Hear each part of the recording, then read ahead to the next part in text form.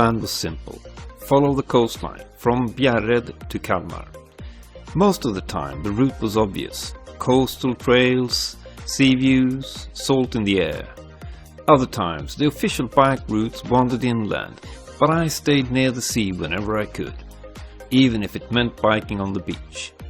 I traveled through time as I followed the coast, from Bronze Age burial mounds to Asiatic towns and working ports. And along the way, I met fellow cyclists, some with curious dialects, others with curious stories. I found Johan, now I'm motivated again.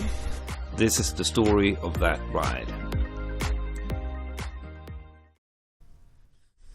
It's Monday morning, the 1st of July, and I'm biking out of Bjärred. And I'm heading towards Malmö and then down to Trelleborg. And then I'm turning eastwards to go towards Ystad, where I'll visit a relative.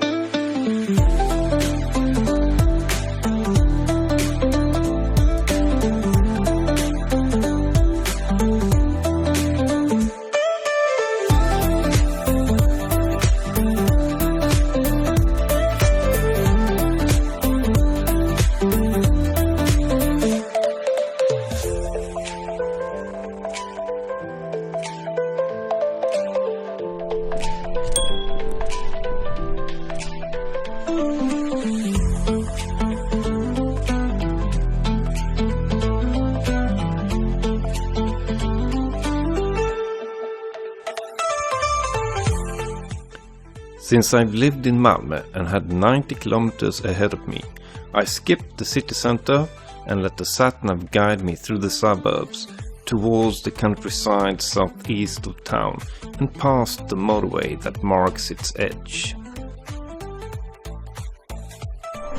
So here we have the E20 that I'm just about to pass over, and then we are on the countryside again.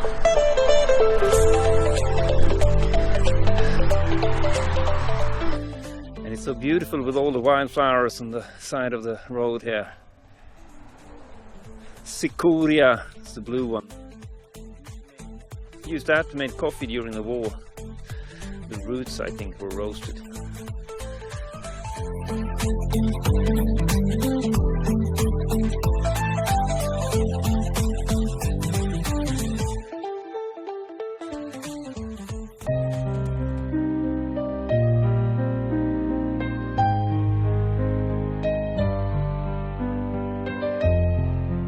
I only have something like 10-12 kilometers left to Trelleborg, but where I'm gonna have lunch, but I got so hungry I need to have a stop. As I enjoy my pause, I look out over the fields and hills on the ridge. They are not just hills, they are burial mounds raised over 2,000 years ago. Built for local chieftains perhaps, to rest high above the land they once ruled.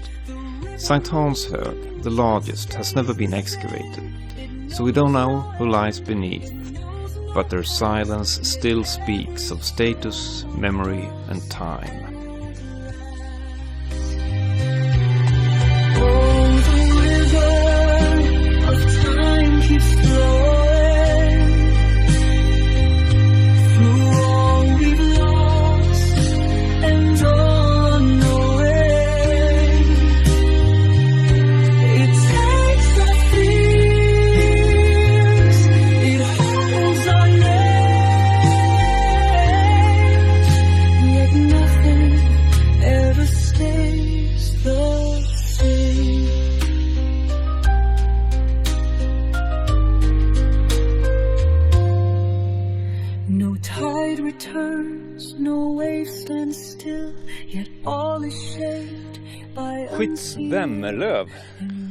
Skyddsvärmelöv once had its own station, opened in 1898 along Kontinentalbanan, the Grand Railway connecting Malmö to Trelleborg and the ferries to Germany.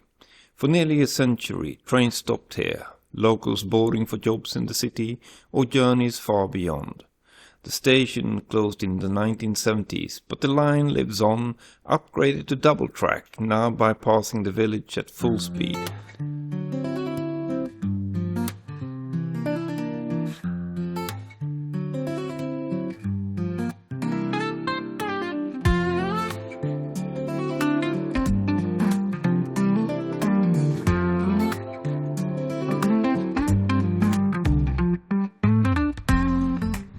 And I've arrived to Trelleborg and passing by this old windmill here on the way in. It's Trelleborg's oldest building actually. It was mentioned already in the 17th century. And actually this was operated by only one man.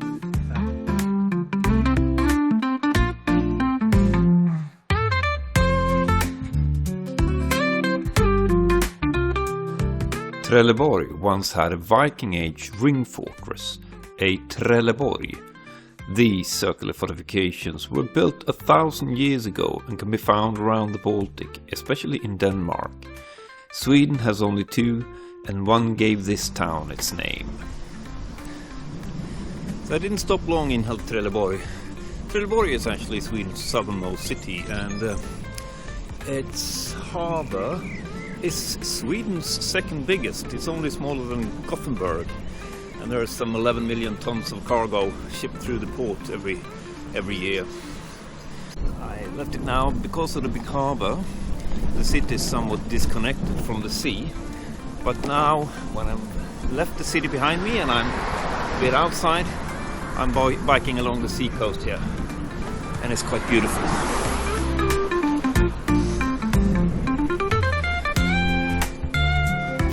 Wow, look, here comes a English bus. Somewhat lost, I think. Going to Oxford Street, perhaps.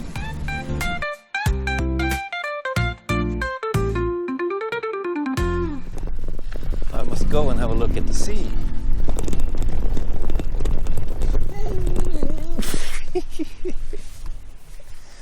Not possible to bike in this sand.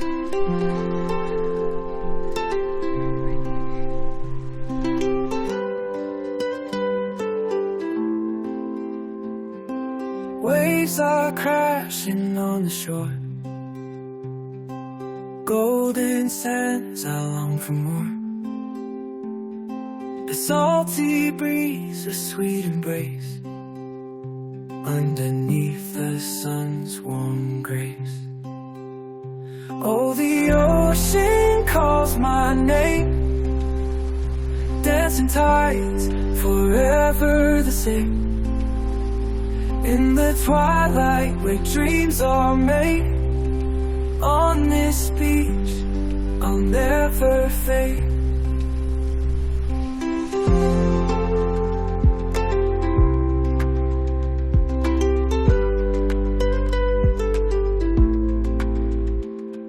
Seagulls soar above the waves. I'm on the beach just east of Trelleborg, and I had stopped to have a coffee and found a little pier here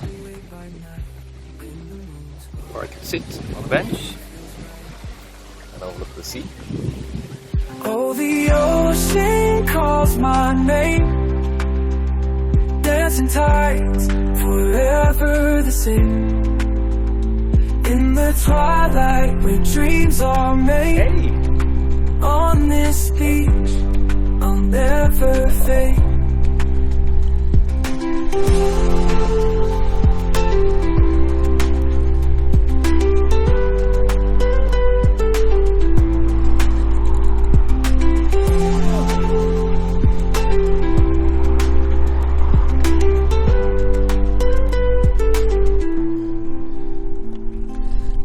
And I'm at Smygehuk, southern peak of Sweden. Lost in time, my heart escapes. Footprints washed away by night, in the moon's glow, everything feels right. Oh, the ocean calls my name, dancing tides, forever the same.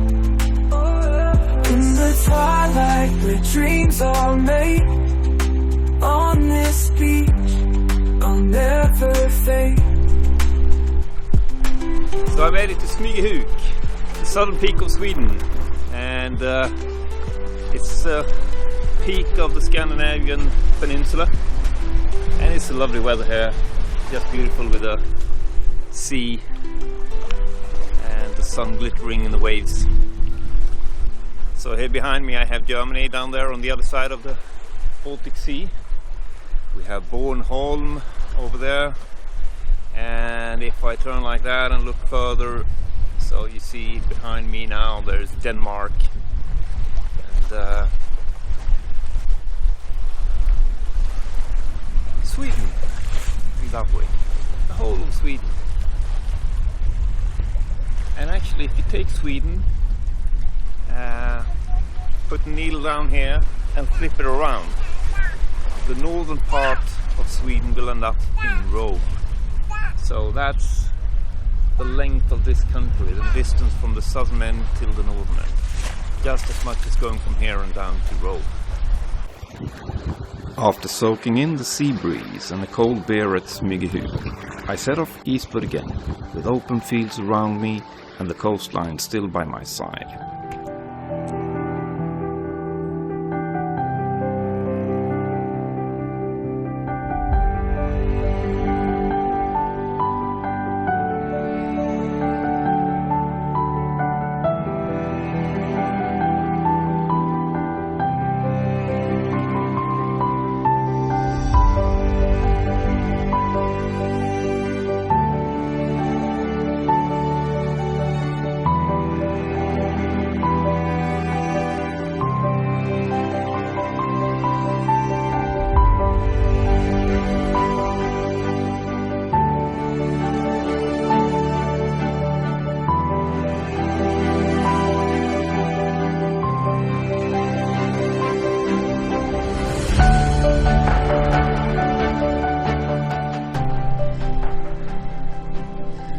Not much to complain about on this route. I have the wind in my back, I have the sea to the right and a separate bike path. The sun warming my back. So, just cruising.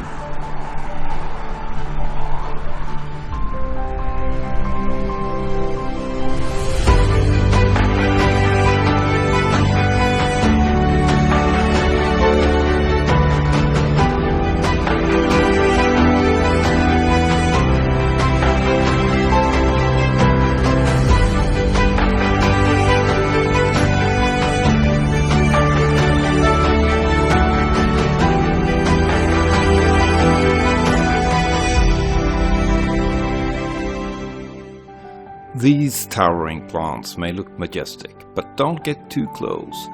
Giant hogweed is an invasive species, and its sap can cause severe burns when exposed to sunlight. Originally brought in as an ornamental plant, it now thrives along roadsides and coastlines, a reminder that not all beauty is harmless. As I pedaled towards Ystad, I passed by a curious ruin. Not a castle or a church, but a 19th century romantic folly built to look ancient. But just nearby, Disa's Ting offers the real thing, a large stone rectangle in the field believed to date back to the early Iron Age, maybe a grave or a ceremonial site. The name comes from a legend, a maiden named Disa said to have held court here.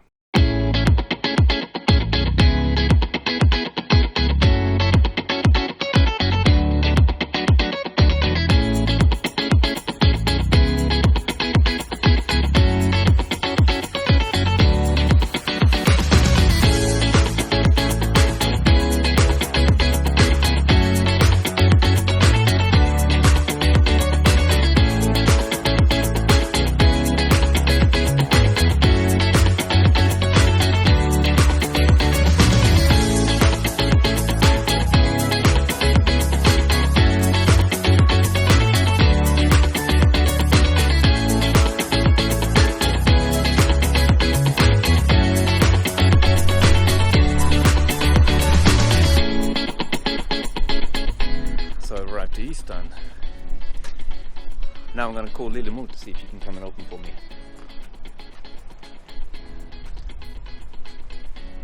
Oh, 100 kilometer. Hallå! Nu står jag utanför.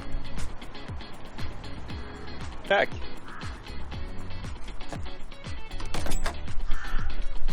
Hallå! Du är rik. Hej, cykelfantomen. Jaha. Ja. Hej, hej. Ja, men du håller på att filma. Ja, det är klart. Den ser den.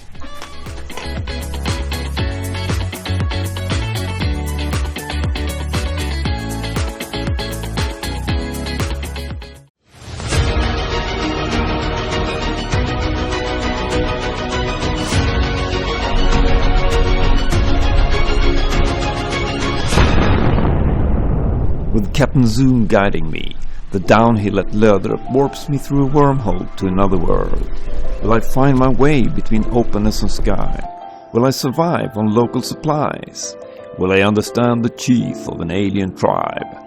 Don't miss next episode. Like and subscribe.